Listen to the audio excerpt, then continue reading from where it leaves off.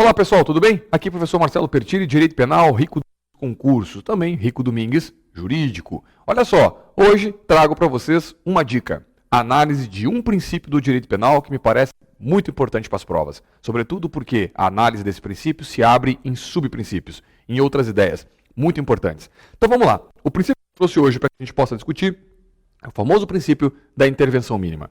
O que significa falar, dizer, mencionar intervenção mínima do direito penal?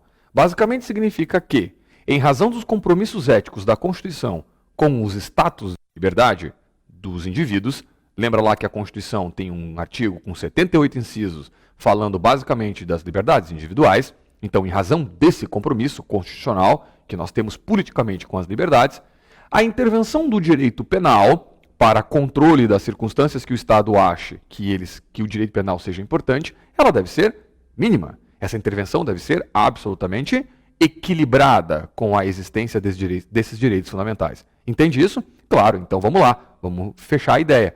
Num Estado que valoriza eticamente as liberdades, tem compromisso político com elas e jurídico com elas, o direito penal, um ramo do Estado que, em regra, tem como pena principal a retirada da liberdade, esse ramo tem que ser sempre mínimo, porque senão não haverá equilíbrio. Então, a ideia é que eu tenha que prender em algumas circunstâncias, ok? Mas que eu faça isso apenas quando realmente seja necessário. Portanto, o direito penal, por conta da intervenção mínima, é um ramo do direito subsidiário.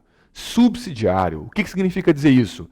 Que o direito penal, ele não vai atuar na proteção de qualquer bem jurídico. Ele só vai atuar na proteção dos bens jurídicos mais importantes.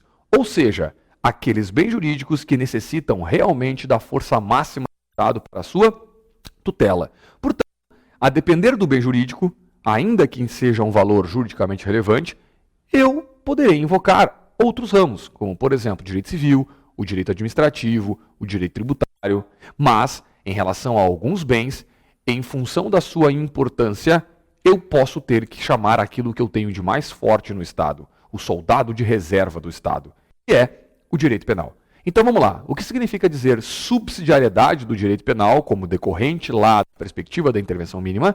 Significa dizer que o direito penal é um direito de proteção subsidiária de bens jurídicos. Ou seja, quando um bem jurídico for muito importante, só o direito penal der conta, aí sim então está justificada a legitimidade do direito penal. Deu para entender? Só que isso abre uma outra frente para a gente. Porque ainda quando o direito penal é chamado para a proteção de determinado bem jurídico, mesmo que ele seja necessário para a proteção daquele bem jurídico, veja que a gente para analisar que podem haver variadas formas de agressão, de ofensa a esse bem jurídico. E aí vem a pergunta, tudo bem, esse bem jurídico deve ter proteção penal, mas esse bem jurídico deve ter proteção do direito penal por meio de qualquer forma de agressão? Por meio de qualquer forma de ofensa? Não. Eu pego a infinitude das possibilidades de ofensa a esse bem jurídico e apenas escolho alguns fragmentos, algumas formas de ofensa. Deu para entender? Portanto, o que significa falar em fragmentariedade do direito penal como decorrência da intervenção mínima? Significa que, quando o direito penal for proteger um determinado bem jurídico, ele também não vai proteger esse bem jurídico de todas as formas de ofensa, apenas das formas mais graves de ofensa. Então vamos lá. A subsidiariedade e a fragmentariedade são características ou princípios, subprincípios da intervenção mínima. A intervenção mínima diz que o Estado penal deve ser.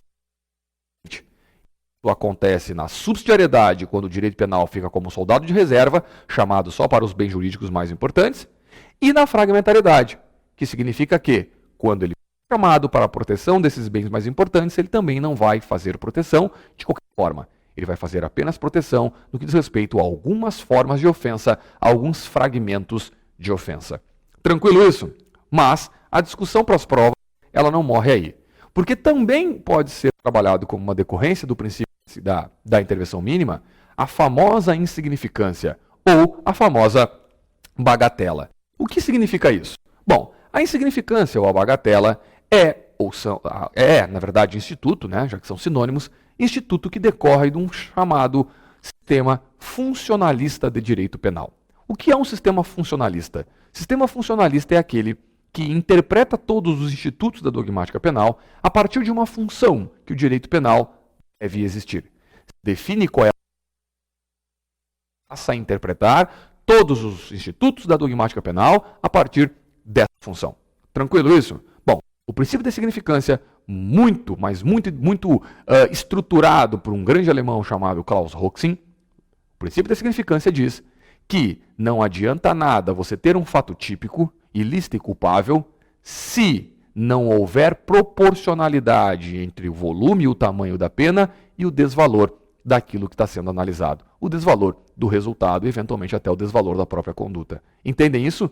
Então, o que é insignificância é a análise de uma conduta que ela é típica, ela tem adequação com o tipo penal, mas é uma conduta que não oferece proporção analisada concretamente entre a pena e o desvalor que ela produziu. Deu para entender isso? Portanto, o direito penal, por conta da insignificância, só se preocupa com ataques significantes a bens jurídicos. Agora, a insignificância deve ser analisada sempre diante do caso concreto. Sempre diante do caso concreto, porque é um instituto de política criminal. É um instituto de origem funcionalista. Deu para entender isso? Bom, se ela deve ser analisada diante de um caso concreto, a jurisprudência é que vai criando os seus vetores de aplicação. É a jurisprudência que vai criando os seus requisitos legais. Aliás, legais não, né? Os seus requisitos, que são, portanto, às vezes, doutrinários e jurisprudenciais. Aliás, o Supremo Tribunal Federal fala em vetores, né? Os vetores de aplicação da insignificância. E esses vetores estão lá, portanto, na jurisprudência do Supremo, trabalhados basicamente nessa ordem.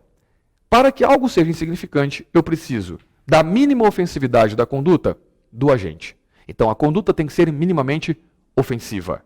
B. A ausência de periculosidade social. Veja, não é reduzida periculosidade, é ausência de periculosidade social. C. Reduzidíssimo grau de reprovabilidade da conduta. A conduta, num contexto geral, não se mostra muito reprovável. E D. Uma inexpressiva lesão jurídico ao bem jurídico protegido. Bom, a gente brinca com isso, né? Que forma-se a palavra mare. Então, a mare são os vetores de aplicação da insignificância. Isso é retirado da própria jurisprudência do Supremo Tribunal Federal. Quando houver, então, mínima ofensividade da conduta, ausência de periculosidade social, reduzidíssimo grau de reprovabilidade e ínfima lesão do bem jurídico, tutelado pela norma, nós temos, então, que o fato, apesar de típico, ele não traz proporção, não justifica-se no sentido de proporcionalidade no que diz respeito à pena. Deu para entender? Portanto, é insignificante. E a insignificância acaba afastando a própria tipicidade. A insignificância afasta a tipicidade porque a gente diz que não há tipicidade material. Deu para entender? Portanto, vamos lá? Subsidiariedade, fragmentariedade. São os princípios que decorrem do princípio da intervenção mínima. Subsidiariedade, direito penal não protege todos os bens jurídicos, só os mais importantes. Fragmentariedade, aqueles que ele resolve proteger também não protege de qualquer forma, só das formas de ofensa mais importantes. Tranquilo? Analisando-se o caso concreto, sem que haja previsões legais nesse sentido, portanto, quem compõe essas questões são doutrina e jurisprudência, vem em significância um instituto de natureza funcionalista, política criminal, ok? Que acaba analisando concretamente a situação para saber se o caso concreto oferece proporcionalidade entre a pena e o desvalor da conduta e do resultado. Certo isso? Tá bom, gente? Então, há uma dica aí para você sobre um princípio muito importante e algumas ramificações que ele acaba abrindo. Grande abraço, conte conosco. Tchau.